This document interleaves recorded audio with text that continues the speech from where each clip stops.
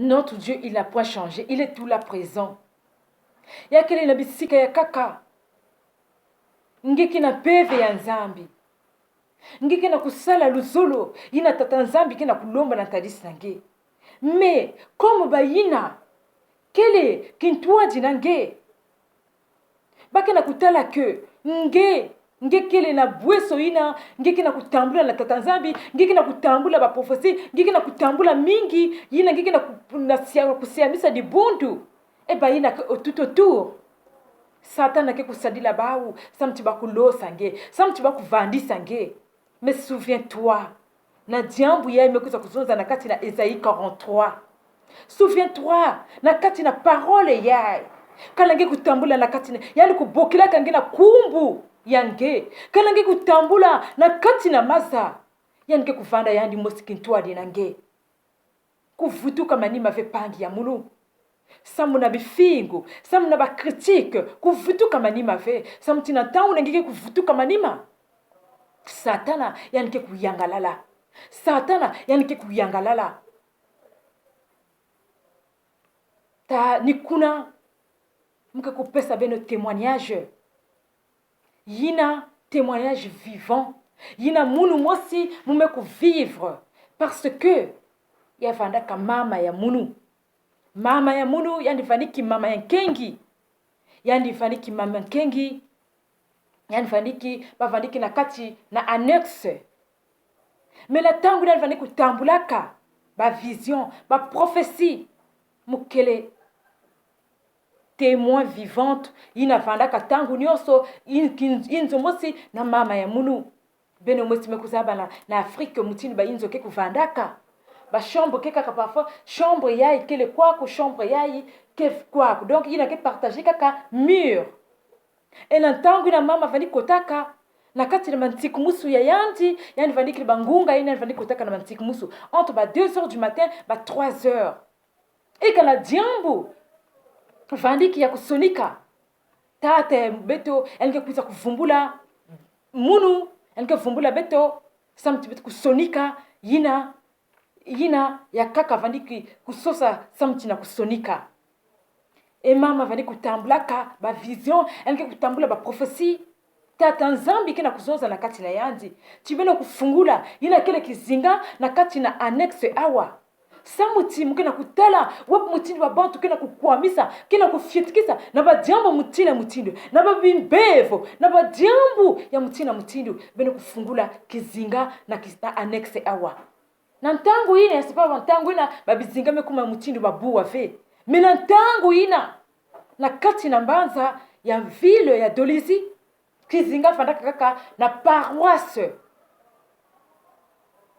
na annexe mambwana kizinga vandaka kaka mosi ina bavani kulambaka batizane ina bavani kusalaka nikuna tata nzambi vani kusa kuwakiza njinga ina na kati na mama mungu vani kupesa na prophétie yani ke kupesa na kati na annexe na bakulutu ya annexe ke mukena kubua bana yai tangu nyoso mukena kubua bana yai tangu nyoso nikuna mama ya munu yanke kuzonzila ba mina tangu yanke kuvandisa banki kuzonzila ba bapangi ya kaka baina pekele ke vandaka bapangi baina baki vandaka kintwadi ke kuzonza nzambi yango yanke kuzonza kaka nange yanke kuzonza kaka nange babantu ya kaka ikeleve na kati na nexe yai inange kupesa ba message siti yake le jambo mateleka yani kuzonza pe na beto samuti beto kuwa tangu nyoso kaka mutindu ina tangu nyoso kaka mutindu ina baki kwa arriver même na kuzonza na kati na mama kien comme na kati comme na lupangu ya beno bakala yenge ke kutekisaka bakwini beno kusumba banzungu na ba continue ina betike kusadila na mbongo ina bakala yenge kutekisaka bakwini si avandaka munu muzola kukwenda dia kave na kati na annexe. Mais mama ntangu ya yani ya kukwenda na kilungu ya minkengi enke kuna na kukwenda na bakiltu ya semaine mercredi vendredi enke na kumanke ve na kukwenda na kukuna kusambila na paroisse dimanche enke na kukwenda kaka bantangu ya kaka bantangu ya mke kuzonza katata nzambi pesa munu tima ina vaniki na kati na mama ya munu ina samti mama ina yani vaniki na tima yani vaniki kutala mutu ve yani vaniki kutalaka nzambi yani vaniki kutalaka nzambi yake kusuka kuna ve ntango nyonso betoke ba témoin na tanga nifana kotaka na kati na bantiku musu tata nzambi kina kungala yani kina kuzonza na ngolo des fois batangu ya kaka sotu mekutala ti yani kina kuzonza vrai ngolo betike kuvumbuka betike kuasiste ti na tangu yake kumalisa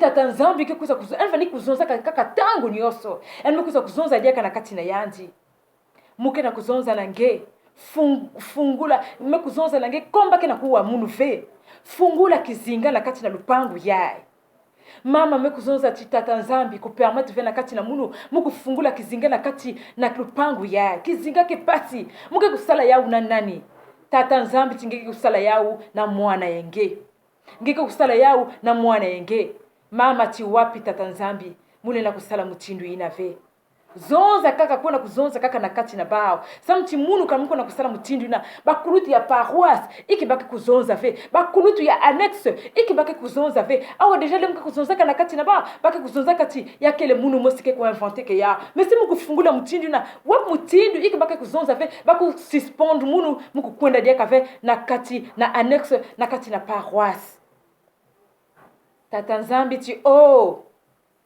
eske nge muyidika kamunu eske nge mutu kufidisa kamunu eske ninge mutu yidika kamunu Emilienne keke zola kusakana na munu tata nzambi ti munge kulakisa nge tingekele kaka mwana ina munu mekuvanga ngekele kaka ina mume kuvanga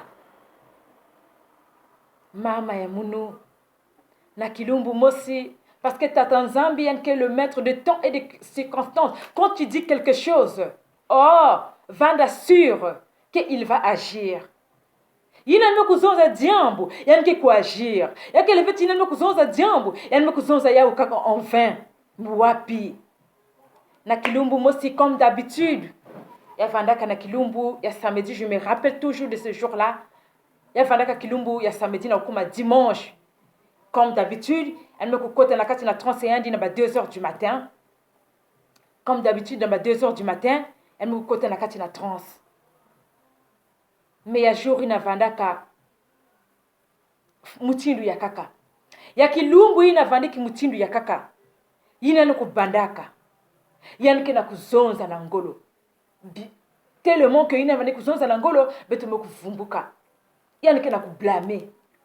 Emilienne, ngeke kupense ke ti ninge mutu yidika kamunu me munu mutu ke nzambi yange muke zonzi lange jambu ngeke na kuzola kuwave ngeke na kuzola kutuma mave na kilumbu ya bubi yai ngeke kubika toto yai ngeke pesa au revoir ya mansukina na babana yenge na bakala yenge kilumbu ya bubia ngeke kusa kurejoindre munu na kisika mukele samuti na toto yae ngeke na kisalu kusala ve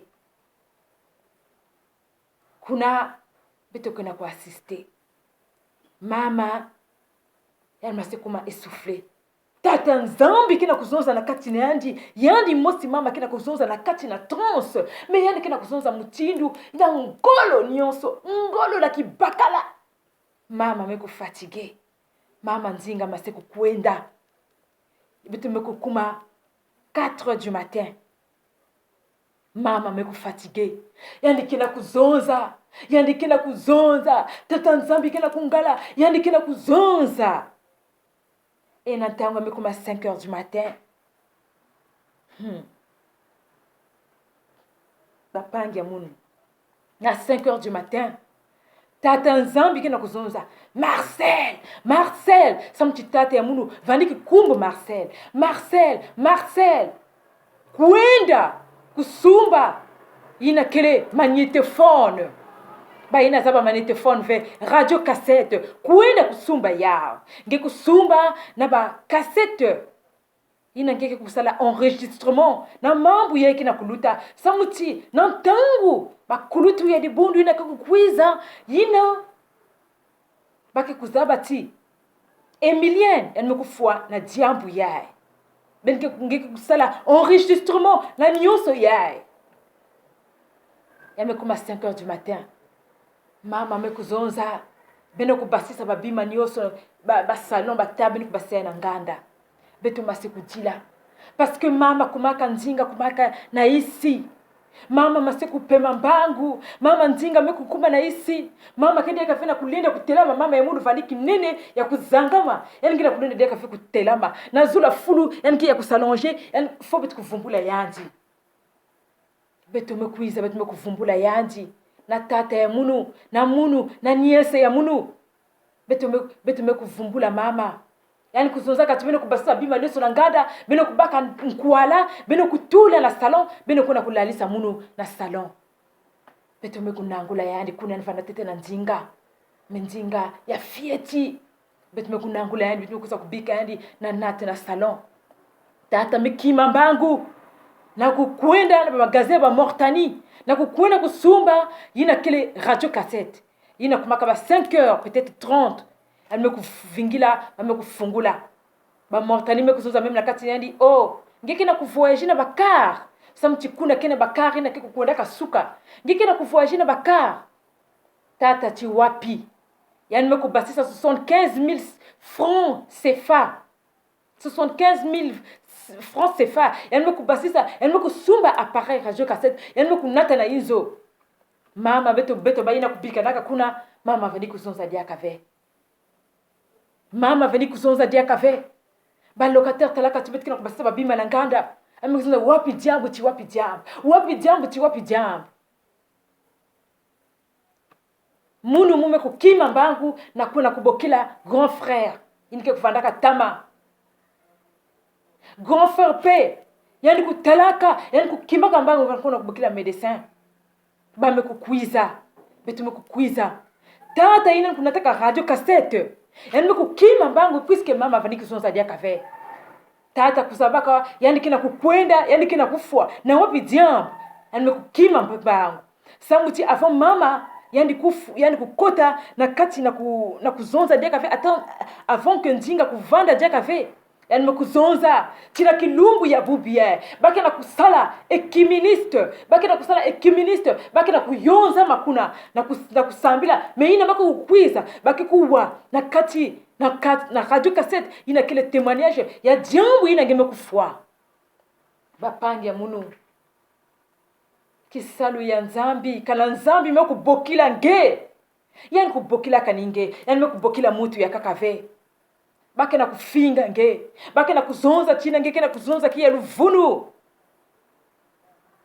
kana mama kuzonzila nge jambu zonza ya kana nge mekutela tume kuwe ya uve toi tu te libères ma maman ba vani kuzonza kana yandi jambu yani vani kukumisaka diaka ya uve samu yani vani kukima bifingu yani vani kukima ba moquerie yani vani kukumisaka diaka jambu ve mina kilumbi na tata nzambi mekuzonza ti beto nange kilumbu ya bubiae nge kuza kurejoindre munu. Oh! 6h du matin. Elle me comme à 6h. 6h du matin. 6h30. Mama toujours kena kuzonza fe betkena kudila. Betkena kubokila mama kena kundima ve. Mama kena kundima ve. Ba locataire kena kubokila. Mama kena kundima ve bakaka tibele kunata na l'hôpital. Docteur pe yani mekuza kukuma docteur mekuza kukuma bisielo ya nzambi pe mekuza kukuma na ntangu tata kukumaka kisika ine bavani kusala ekiministe yani kupesaka kaka anon yani mekupesa yani mekuzonza na kati na bâton blanc mekukwenda tina tribune amekwenda kuzonza na kati na bakulutu ya dibundu na kati ba kulutu ba paroisse kulutu ya annexe kulutu ya paroisse amekukwiza kuma mbala mosi na médecin mekutala amekusa bino kunangula yandi bino kunata yandi samuti ya yangi na kukota na koma yani kina kukota na koma bino kunata yandi ba kulutu ya dibundu baki na kubokila ma Emilienne ba me kusambila mutindi inave bamekusambila mutindi inave mosi mekuzonza mosi mekusouvenir ke tata nzambi yani mekufukama tata nzambi lemfikila munu yani vani kupesa betu ba message yani vani kuzonza ti tata nzambi mekuzonza ti betu kufungula kizinga munu mukuzonza kati ba mbikudulu ya luvulu sikaleke macheleka pourquoi pas yani kuzonza la bantu kaka samchengi na kuzonza iki yangera kuzonza kaka nange ya kaka peti munu pe mukuzonza kati siti yake ya vrai yani ba umukela mbongo yani kubaka mbongo bakusuma banzungu na ba continue bakunata awa na kati ya annexe samtu wetu bana kusala batizane ina ya kaka usiti na munu pe mukuzonza kati yake ya luvunu bamekulomba levo natadisi ya tata nzambi amekulomba levo natadisi baimosi mekukota la transe bamekubaina kuizaka mosi mekota na kati la transe bakina kuzonza bakina kusambula bakina kuzonza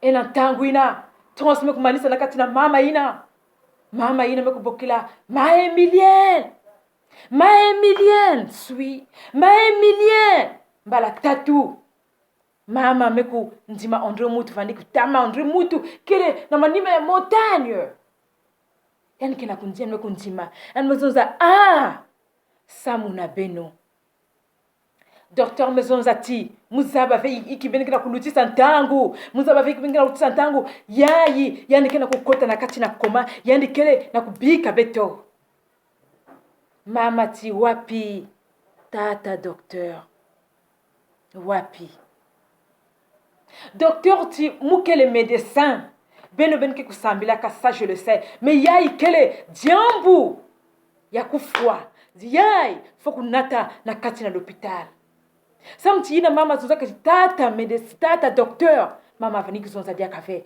docteur me kuzonza ti yayi faut nata yandi na kati na l'hôpital ba kusala yandi ba soin samti ya kele diambu ya muntu kina kukwenda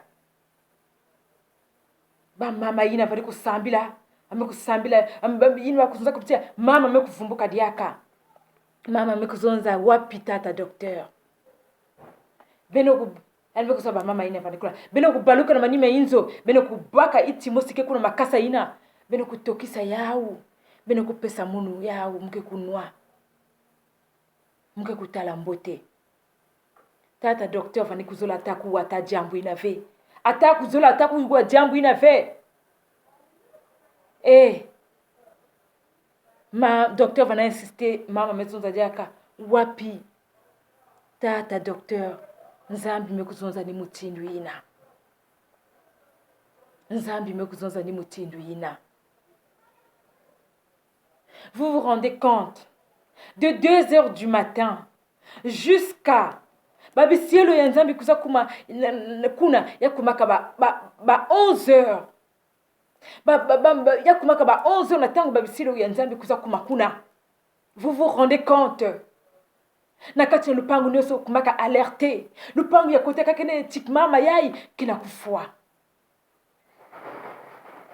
mama malgré ça yani kusalaka quand même bilumbu yani kusalaka 3 jours yani vani kubasika ve na kukwenda na kubasika peut-être na kukwenda na église yani vani kitete alite samuti ya vandiki ya pasi metizane ina vani kuisa kunata yani malebe au moins yani vani kulenda mena kutelama kutambula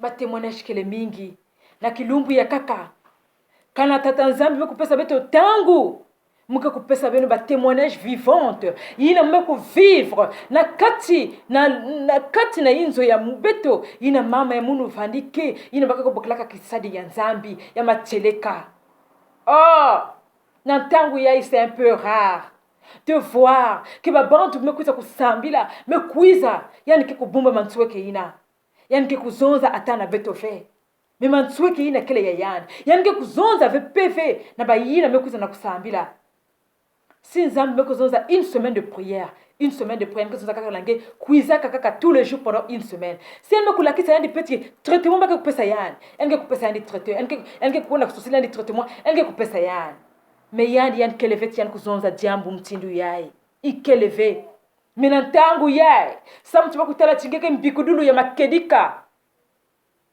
betike kuzonza ti tala ina tata nzambi mekulakisa na ntadisi nange tala mamitontu yange tala mutindu yaye mena mama ya munu tina tangu mekuvivre na kati na inzo ya beto mukutalaka veti wa bantu mekuiza kuna na kuiza kusambila ke yani kuzonzila meme beto diambu yina yani mekuboa bana na kati na muntu ina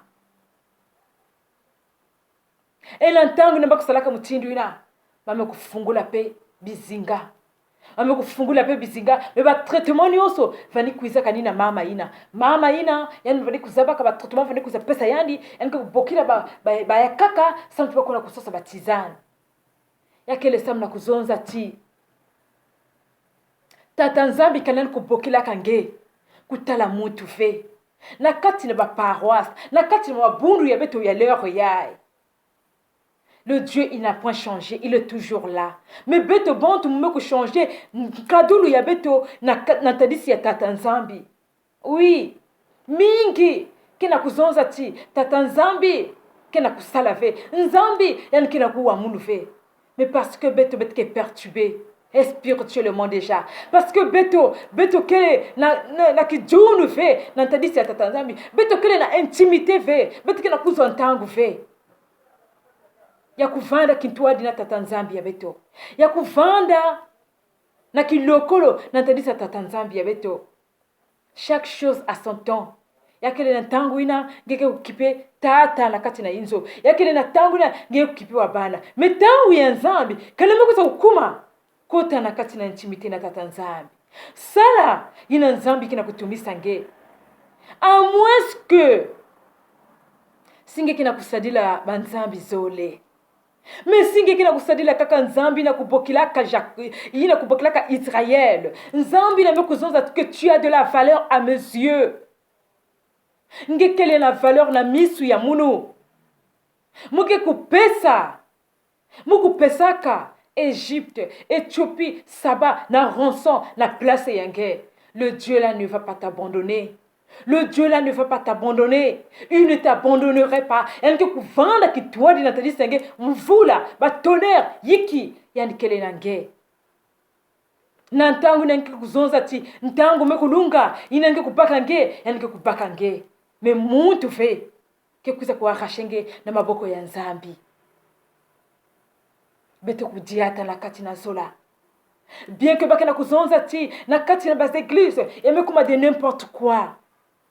Mais toi, si tu fais ce qui est écrit dans la Bible, si tu respectes ton Dieu, si tu crains ton Dieu, si tu persévères, tu persévères toujours na kati na lusambulu. Si ngeke kulua tata nzambi, tu es fidèle à ton Dieu. Tu fais ce qui est bon na misu ya tata nzambi. Bien que betuke na toto masumbe betuke le bantu. Mais betole na kuvanda pe kintuadi na tadisa tata nzambi ya beto kala betu kuzola betole na kuvanda pe na kati na isi lutumu ya tata ya beto nzambi. Oh, mume kutala wapi mutindu tata nzambi vani kusala na kati na inzo ya muno wapi mutindu yani vani kusadila na kati na mama ya muno. Ni kuna na tangu ina mga kuwaka baki na kuzonza ti misioni yamekukumaka misioni ya kidikidi. Ni beto bantu mekusala misioni ya kidikidi. Menzambi yandi meku changer vers sa façon de nous traiter. Le Dieu il n'a pas changé sa façon. Kanangike na kujata na kati na yandi. Yandi meku changer va. Beto bantu mutume kukuiza kubebisa bas église ya beto bantu mutume kuiza kubebisa missioni. Mais missioni me changer ve. Dieu il n'a point changé. Dieu il est toujours vivant. Ya kufanda bas église. Ngeke na kujata na kati na tombe. Kanangike na kujata na kati na banzila ina kia kufuana ve. Nge penser tata nzambi ke kuza kuzonza na tadisi nange que parce que tu as de l'importance, tu as de la valeur à mes yeux. Mais si toi tu fais honte de ngeke na kutalisa tata nzambi soni. Si kanange ngeke na kufungula ba porte na ina kia kufona ve malgré ngeke le kulutu ya libondo. me misu yange kina kutala banzila ina kia kufuana ve misu yange yake na kutala bajambu ina kia kufuana ve eske ikingezo la tata nzambi sala nange mina ntangu nange kutambula kati na tia ba flemme ke kubaka nge na ntangu nange kutraverser na kati na fleuve ina ke kudiamisa nge matondo diaka bika tata nzambi yani kupesa betu masika bapangi ya munu nzambi ina le Dieu de l'univers qui a créé le ciel et la terre.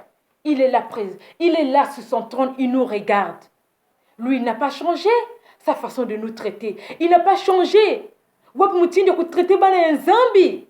Mais nous bantu betu bante bana nzambi ke diaka na mvingi munu ve. Mvingi munu. Betu ke diaka na patience ve. Betu kele na ina ntambi tuma kulomba tata nzambi kilumbi ya bubie. Kana na deuxième semaine faut betu kutambula ya. Ina betu kuzoza tata nzambi mutindu ye.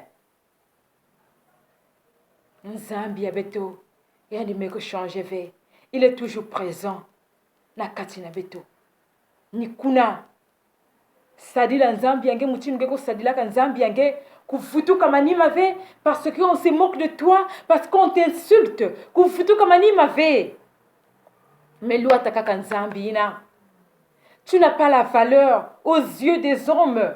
Ya toto. Mais na toi le tata nzambi ngekele na valeur. Nantadi sa tata nzambi ngekele na kati na place enene nantadi sa tata nzambi. Kutala mutu ve. Metala nzambi. Ne change pas ta façon de marcher devant Dieu. Ne change pas ta façon de parler avec ton Dieu. Ça m'a kusala plaisir na bantu ya toto.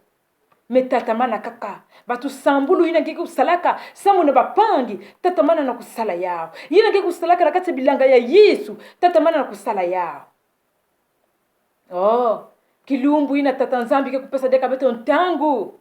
Beto ke kuzonzila diaka. Témoignage ya kaka. Yina.